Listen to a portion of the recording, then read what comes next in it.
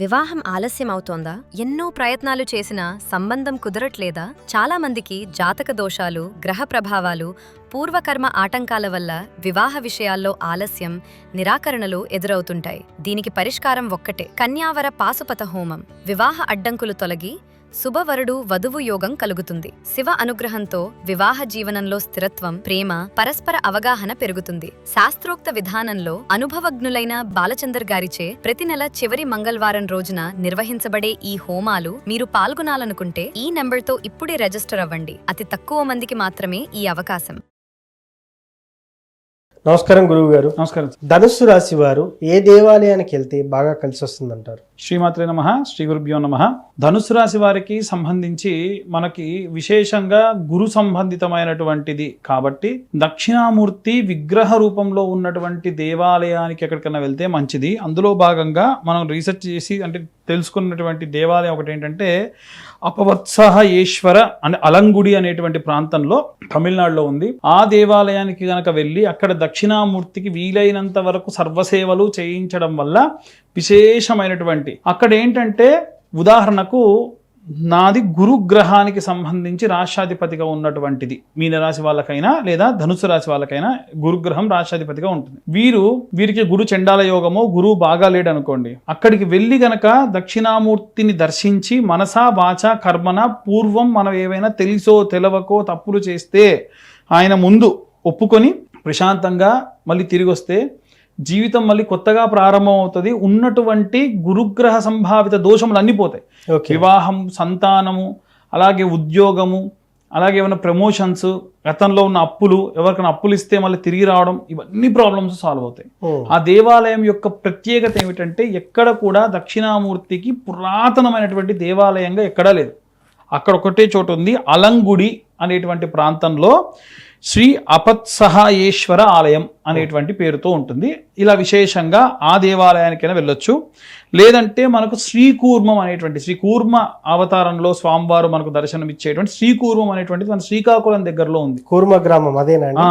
అంటే కూర్మ గ్రామం వేరు, శ్రీకూర్మం వేరు. శ్రీకూర్మం ఏంటంటే కూర్మావతారంలో స్వామివారి యొక్క విగ్రహాన్ని, అంటే ఇక్కడ చూడండి, శైవ సాంప్రదాయంలో దక్షిణామూర్తికి ఎంత ప్రాతిపదికన మనం ఎలా అయితే ఇస్తారో అలాగే ఈ కూర్మావతారంలో కూడా ఏంటంటే వేదాలను సంరక్షించడానికి ఈ క్షీరసాగర మదనం మధించేటప్పుడు ఆయనని ఉపయోగించుకున్నారు కాబట్టి ఆ రూపాన్ని దర్శించడం వల్ల కూడా అంతే ప్రతిఫలం దక్కుతుంది. రెండు, ఇంకొకటి ఏమిటంటే యోగా నరసింహస్వామి యొక్క దేవాలయము, అది కూడా షొలింగర్ అనేటువంటి ప్రాంతంలో ఘటికాచలం అనేటువంటి ప్రాంతంలో ఉంది. ఈ యోగా నరసింహస్వామి యొక్క క్షేత్రంలో దర్శించుకోవడం వల్ల విశేషంగా ఇక్కడ నరసింహస్వామి రౌద్రము అలాగే వైష్ణవత్వము కలిసి ఉంటారు. కాబట్టి ఈ క్షేత్రాలలో గనక, ఈ మూడు క్షేత్రాలలో గనక ఎవరైనా సరే ఈ ధనుస్సు రాశి వాళ్ళు వెళ్ళి అక్కడ దర్శించుకోవడము, వీలైతే అక్కడ నిద్ర చేయడం లాంటివి చేస్తే విశేషమైనటువంటి భగవత్ కరుణా కటాక్షాలు పొందవచ్చు.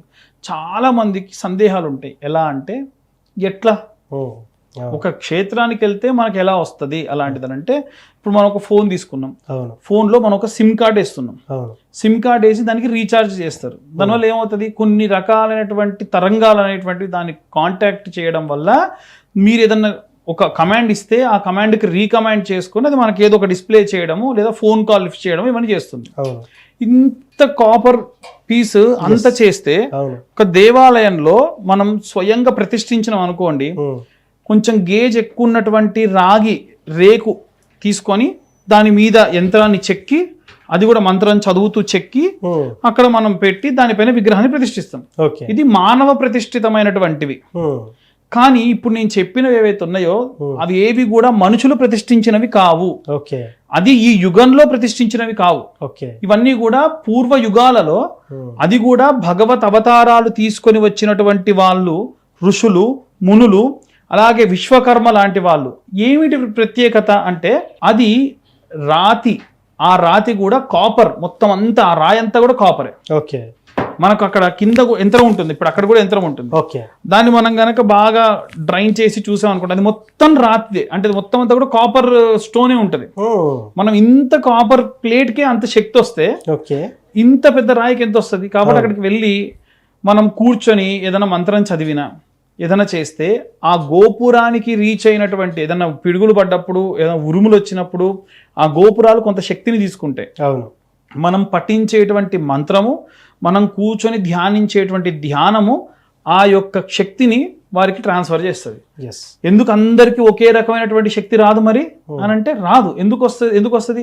ఎవరైతే అక్కడ కూర్చొని మనసా వాచా కర్మన ప్రశాంతంగా మంత్రాన్ని ఎవరైనా పఠించినా, మంత్రాన్ని ఎవరైనా నెమరేసుకున్నా, ఎవరైనా సరే విశేషంగా ఆ యొక్క క్షేత్రంలో దేవుడిని అలా చూసి అదే రూపాన్ని మనసులో మెదుల్చుకొని చేస్తే ఆ శక్తిని వీరికి ట్రాన్స్ఫర్ చేస్తారు.